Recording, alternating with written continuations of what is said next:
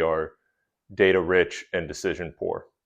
I think we're at a really good part of our evolution where, really kind of the last 5 to 6 years has been this maturation of tech and software and biographical data and measurements and, all of the stuff that we're seeing. And obviously that stuff is fantastic. But I think that the general knowledge base of our field comparatively is immature to a lot of the tech and sophisticated tools that we have access to right now. So when I say data rich and decision poor, really what I mean by that is your data is only as valuable or as meaningful as your ability to provide actionable strategy or solution to it.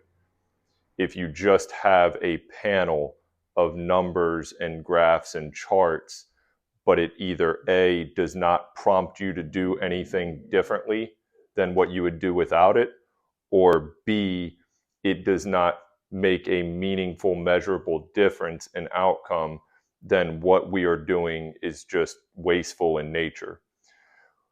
What the strategy or the recourse on this is for me is reduce down your data and emphasize your decision capability. If we have a smaller pool of things that we're pulling from, but we are more inclined and more versatile in our ability to interpret that data and then make decisions off of it, we unequivocally, unarguably have a better potential for outcome. Whereas the opposite of that would be we have an abundance of data, but we have a very narrow bandwidth for the decisions that we can make off of that, then that resolute outcome is not going to be as good as that previous or former example or comparison.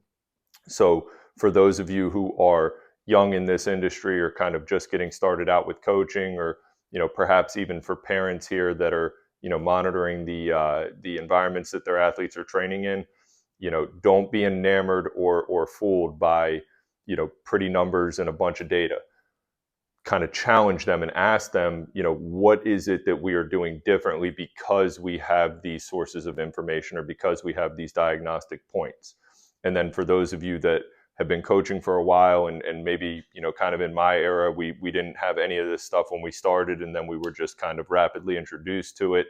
My challenge to you all would then be go through and audit. What is it that you're collecting? And then more importantly, audit what is it are you doing off of this information that you're collecting? And then just kind of evaluate for yourself and see, are these things actually making meaningful differences in the decisions that I'm making? Am I seeing, clearly correlated improved outcomes with these sets of things that I'm doing? And then once again, I emphasize the versatility of decision making. It's not just an A to B to C process at all, if ever.